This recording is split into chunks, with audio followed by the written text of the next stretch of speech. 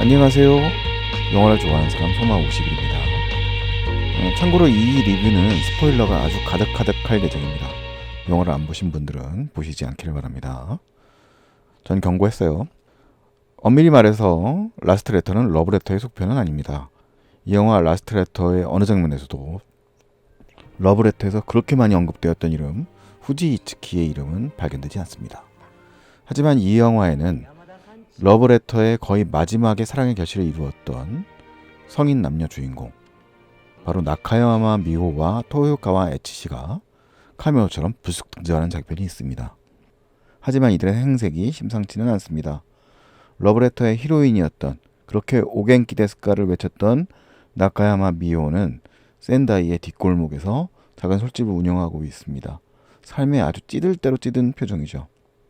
더 상태가 나쁜 쪽은 남자 쪽입니다. 러브레터에서 죽은 남자를 그리워하던 나카야마 미호 곁에서 계속 지켜주던 든든하기 짝이 없었던 인물 토요카와 에치시는 이 영화 속에서는 도저히 신뢰할 수 없는 무책임한 남자로 등장을 합니다. 그는 이 영화 속 등장인물 모두와 관련이 있지만 영화 속 현실 속에서 부재한 미사키의 죽음의 실질적인 원인을 제공한 사람이죠. 하지만 아무런 책임을 지지 않을 뿐만 아니라 죄책감마저 없는 사람입니다.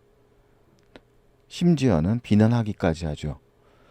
러브레터와 라스트레터 약 25년 전에는 그토록 든든했던 이 남자 왜 이렇게 변했을까요?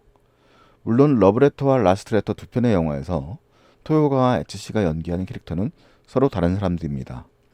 하지만 러브레터와 라스트레터의 각본과 연출 모두 이와이 슌지가 담당했다는 점을 기억해보면 그런 그가 굳이 러브레터의 두 주인공인 토요가와 에치시와 나카야마 미호를 캐스팅해 이 장면에 밀어넣은 것은 반드시 이유가 있을 것입니다. 1995년의 러브레터, 2020년의 라스트레터, 그 시간 사이 이와이 슌지는 2011년 동일본 대지진에 관련된 다큐멘터리를 만들고 일본 정부와 사회에 대한 비판을 멈추지 않았습니다. 그건 지극히 낭만적으로만 보이는 이 영화 라스트레터 역시 마찬가지입니다. 그 시간의 간극만큼이나 이와이 슌지는 나이가 들었고 그는 지극한 노스텔지어의 감성 위에도 기성세대에 대한 절망감을 이 영화 속 곳곳에 반영하고 있는 것입니다.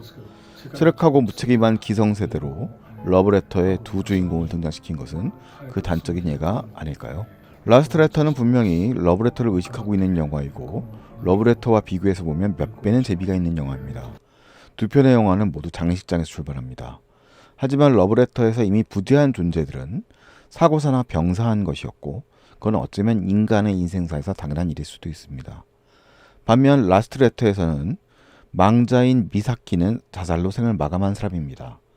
영화 초반에 우리는 그 내용을 알 수 없지만 그 은폐된 사실은 미사키의 동생인 유리와 딸인 아유미에 의해 이 영화의 남자 주인공인 쿄시로에게 전해집니다.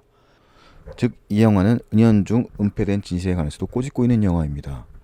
후쿠시마의 이후의 현실을 살고 있는 일본인들에게 은폐된 진실이라는 문제는 항상 화두가 아닐까 싶은데요. 그런 내용이 이 영화 속에도 반영된 것이 아닐까요? 이 영화가 영화를 풀어가는 전반부는 러브레터를 떠올리게 합니다. 미사키가 죽은 후 동생 유리는 언니를 대신해 동창회에 갑니다. 유리는 마츠다 카코가 연기하죠. 자신의 첫사랑이자 죽은 마사키를 사랑했었던 쿄시로를 만나게 되는데 이 쿄시로는 후쿠야마 마사하루가 연기합니다. 그 만남을 오해한 마나가 남편에 의해서 휴대폰을 쓸 수 없게 되죠. 언니 미사키의 이름으로 주소 없는 편지를 쿄시로에게 보내는데 지금은 문자를 받을 수 없다 이런 내용을 보냅니다. 여기서 재밌는 점은 이제 남편을 안노 히데아키가 연기한다는 점이기도 한데요. 안노 히데아키는 다 아시죠? 에반게리온의 그 안노 히데아키입니다. 그러자 쿄시로는 옛 졸업 앨범 주소에 있는 미사키의 주소로 편지를 보냅니다. 그렇습니다. 러브레터와 똑같은 설정이죠. 하지만 옛 미사키의 집 주소에는 아무도 살고 있지 않지만 미사키의 딸 아유미와 여름방학을 같이 보내고 있는 유리의 딸 소요카가 이 편지를 발견하고 답장을 다시 보내죠. 물론 아유미 역시 엄마의 이름으로 답장을 보냅니다. 그리고 고등학교 시절 속의 쿄시로와 미사키 그리고 유리의 풋풋한 이야기가 전개되는 거죠. 하지만 이 영화의 편지는 어디까지나 지금은 부재한 미사키를 중심으로 인연을 맺고 있는 인물들을 서로 다시 이어주는 장치의 역할을 하고는 사라져버립니다. 러브레터처럼 아주 결정적인 역할을 하는 것은 아니라는 거죠.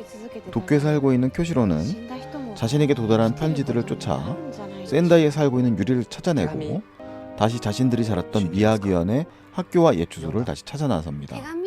그 과정에서 서두에 말씀드렸던 미사키의 전 남편이 야토라는 인물을 연기한 토요가와 에치시와 현재의 아내를 연기하는 나카야마 미오도 만나는 거죠.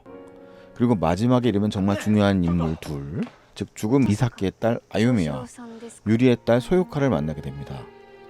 이 영화의 편지가 쓰여진 방향들을 지금 말씀드렸는데 기억하시는지요? 죽은 미사키의 이름으로 유리가 보낸 편지는 쿄시로에게 전해지고 쿄시로는 죽은 미사키에게 편지를 보내는데 그 편지는 미사키의 딸인 아유미에게 전달됩니다. 이 영화에서 죽은 미사키의 성인 모습은 등장하지 않습니다. 영화의 설정상으로 미사키는 사진 찍기를 싫어했고 남아있는 대학생 시절의 모습이 영정사진으로 사용되는데 그 사진은 히로세 스즈의 사진입니다. 즉 히로세 스즈는 죽은 미사키의 찬란했던 학창시절과 현재 시점의 딸인 아유미를 연기하고 있는 것이죠. 유리의 경우에는 성인 연기를 마츠타카코가 하고 그의 딸 소유카와 어린 시절의 유리를 모두 모리나나가 연기합니다. 이와이 슌지가 이런 캐스팅으로 라스트 레터에 담고 싶어 했던 것은 무엇일까요? 이 영화에서 후쿠야마 마사하루가 연기하는 쿄시로는 소설가입니다. 그리고 그 쿄시로는 오직 한 편의 소설만 썼을 뿐입니다. 그 소설의 이름은 미사키이죠. 그리고 그는 평생 미사키의 소설만 반복해서 썼기 때문에 발표할 수 없었다고 이야기합니다. 즉 쿄시로는 이 영화를 만들고 있는 이와이 슌지의 페르소나이기도 합니다. 이 영화 라스트 레터는 러브레터를 바라보는 이와이 슌지의 현재의 태도와에 관한 영화이기도 합니다. 그는 이 영화에서 러브레터를 다시 쓰고 있는 것입니다. 하지만 이와이 슌지는 이제 더 이상 과거의 추억에만 매달리고 싶어 하지는 않습니다. 쿄시로는 미사키의 죽음을 뒤늦게 알고 센다이 학교를 찾았다가 자신이 사랑했던 미사키와 똑같이 생긴 아유미를 만나고 영화의 거의 끄트머리에서야 죄를 올리고 눈물을 흘립니다. 그는 그제서야 미사키와 이별을 할 수 있는 것입니다. 그는 이제 소설을 다시 쓸 수 있을 것입니다. 우리는 러브레터를 기억하고 있습니다. 러브레터 속의 주인공 나카야마 미오는 오켄키 데스카라고 서론을 외치면서 자신이 죽은 연인이었던 후지 이츠키와 완전히 이별한 다음에 다시 사랑을 시작할 수 있었죠. 즉 라스트 레터에서 쿄시로 역시 미사키에게 완전한 이별을 고한 다음에 다시 시작할 수 있는 것입니다. 즉 라스트 레터는 러브레터에 대한 이와이 슌지의 작별 인사일 수도 있는 것입니다. 그 특별한 작별 인사가 있은 후에 남겨진 아유미는 죽은 미사키가 가지고 있었던 쿄시로의 흔적들을 보여줍니다. 그건 25년간 계속 보내졌던 러브레터이고 그건 미사키 그리고 딸 아유미가 지옥 같았던 삶을 견뎌올 수 있었던 힘이었던 것이죠.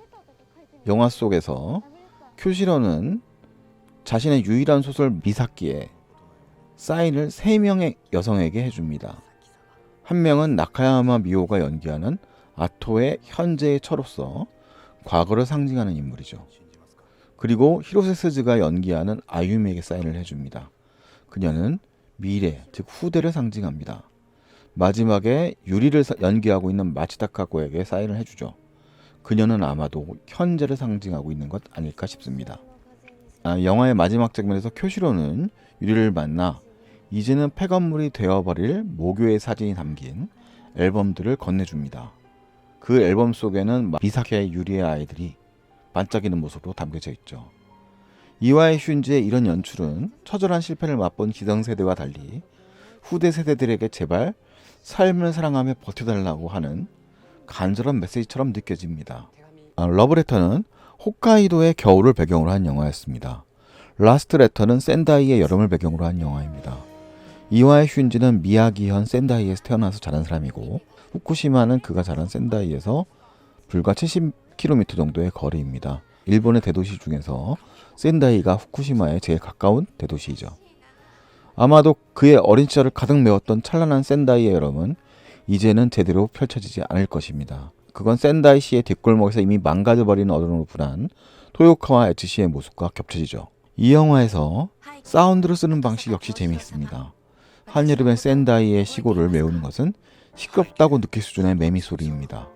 반면 쿄타로가 문제적 인물 아토, 토요카 에츠 씨가 연기하는 그 인물이요. 아토를 만나는 센다이의 뒷골목은 야구 중계 소리가 시끄럽게 쏟아져 나오죠.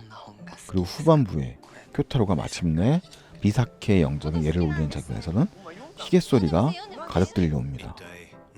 이와이 슌지 감독이 후대에게 희망을 건다는 점은 이런 사운드 효과에서도 잘 느껴지는 것 같습니다. 시계 소리, 시간의 흐름, 이것이 상징하는 바는 무엇이겠습니까?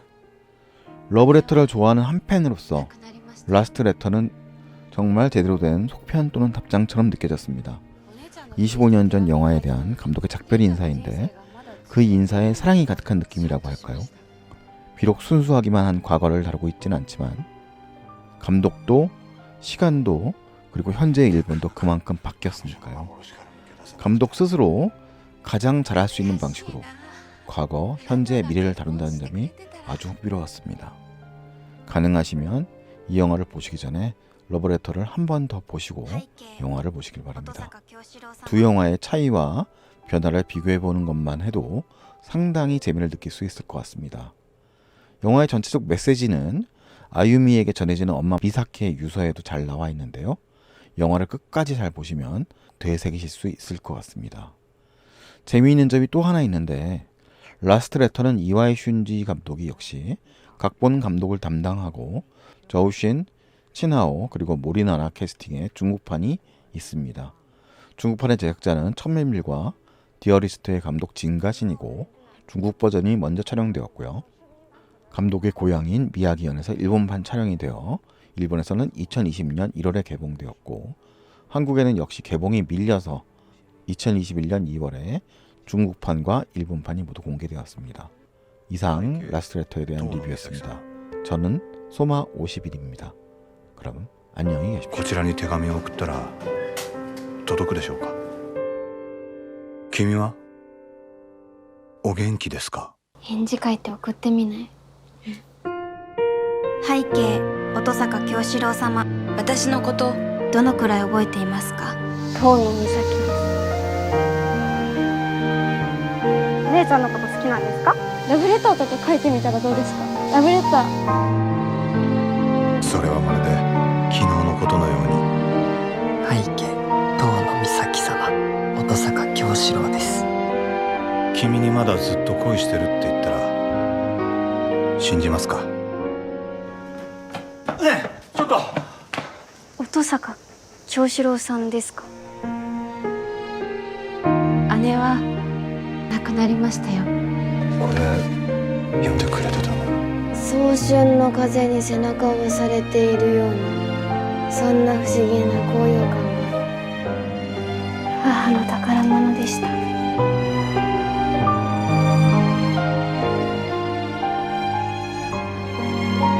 お姉ちゃんのことぜひ書き続けてください。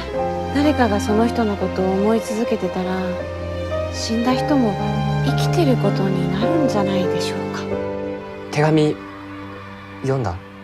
手紙？何手紙って。